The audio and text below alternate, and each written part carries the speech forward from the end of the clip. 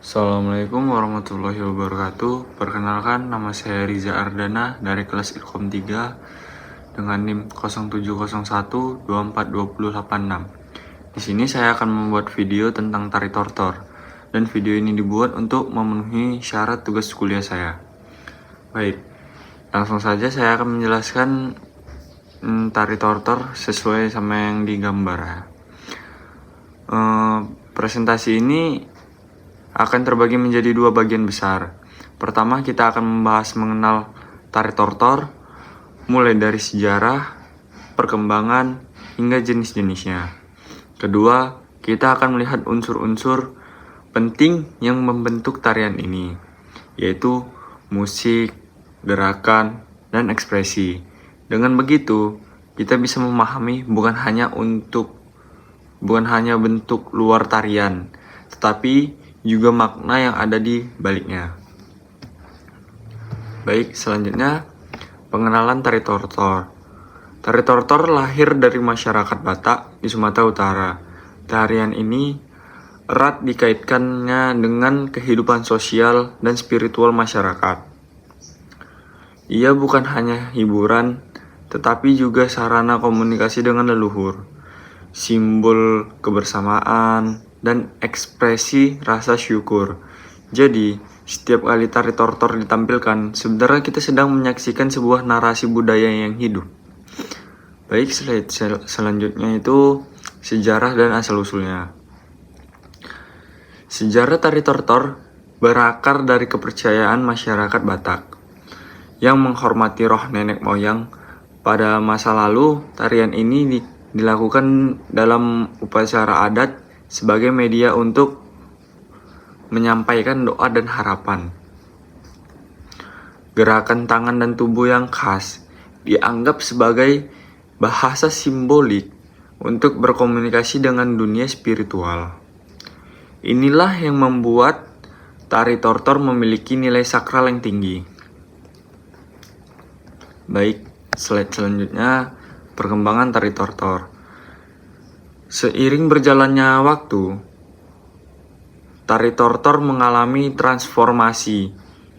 Dahulu ia hanya ditampilkan dalam konteks adat, tetapi kini kita bisa melihat di panggung seni, festival budaya, bahkan acara internasional. Meskipun tampil format modern, esensi tradisionalnya tetap dijaga. Hal ini menunjukkan bahwa budaya Batak mampu beradaptasi dengan zaman tanpa kehilangan jati dirinya. Baik, slide selanjutnya itu jenis-jenis tari tortor.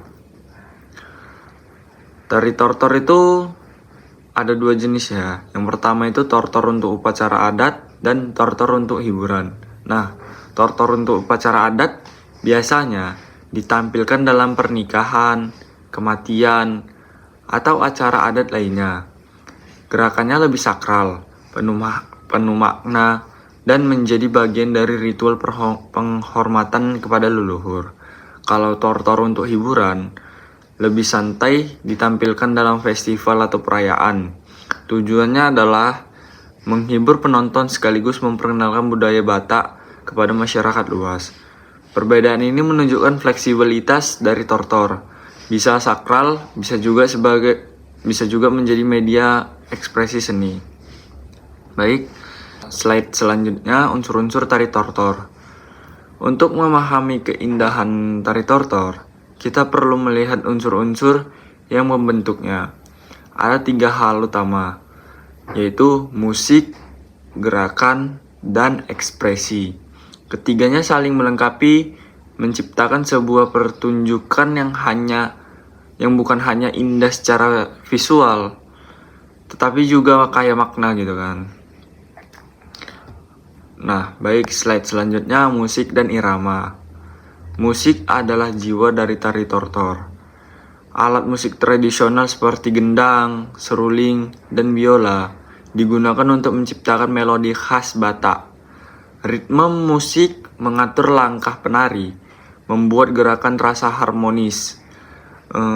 Lebih dari itu, musik juga membawa emosi, kadang riang, kadang khidmat gitu, sesuai dengan konteks acara. Jadi tanpa musik, tari tortor tidak akan memiliki nyawa gitu. Baik, slide selanjutnya itu gerakan dan ekspresi. Gerakan tari tortor khas dengan pergerakan tangan yang anggun dan tubuh yang mantap.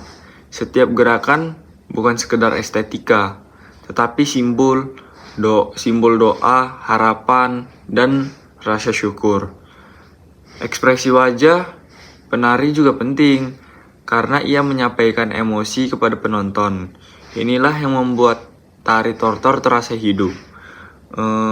Penonton tidak hanya melihat gerakan, tetapi juga merasakan pesan yang ingin disampaikan. Baik, sebelum saya tutup, jadi saya ingin berpantun dulu ya. Tapi sebelum saya berpantun, kayaknya saya akan menjelaskan dulu apa sih itu pantun.